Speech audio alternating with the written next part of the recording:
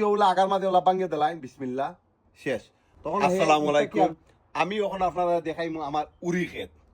So উড়ি ক্ষেতর মাঝে very simple, আপনারা একটা উড়ি একটা সিংলা দিলাইলে এনাফ, আর কোনটা দেওয়া লাগে লম্বা সিংলা যদি আমি দিতে পারেন। আমার ঠাই নিগুণ হইল গিয়া 8 ফুট লম্বা সিংলা আমি আনছি বেনকিউ থাকি 6.5 পাউন্ড করিয়া নিচে 10টা সিংলা।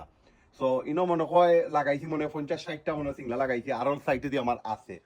তো আমি ওই জিনিসটা আপনারা বুঝাইতাম চাইলাম যে উড়ি দরবার লাগি আপনারা কিতা করবা। তো উড়ি দরাইতে হইলে উড়ি যেগুলা লত চাড়ি দিব আগা ভাঙ্গিয়া দিলাইবা কদুল লাগা, তখন লাগবো কিতা এক সিংলার মাঝে উড়ি যেগুলা উঠিব লাগে 5 হয়ে গেছে আপনারা এক গেছা উড়ি থেকে 5 লত 6 লত 10 লত বার দেখতে পাররানি। ও দৌকা আমার উড়ি অলরেডি ফুল দেলাইছে, ও দেখরানি হলো ও দেখরানি সিংলার মাঝে মাশাআল্লাহ আল্লাহুম্মা বারিক অলরেডি আমার ফুল দেলাইছে ইনো এক লত এক গেছা উড়ি বাট লত হয়ে গেছে 4-5 গেছা।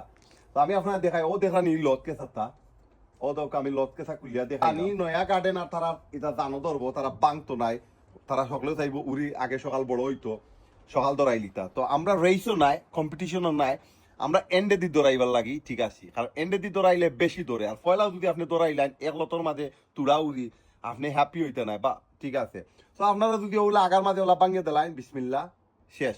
তখন হে ইনটা কি আর গ্রোথ হইতো নাই, তখন হে ফোকাস করবো ও দেন তার ফাতার কোনায় কোনা বা নতুন ডাল দিব বেশি করে আপনি উড়ি দৌড়াইতে পারবা।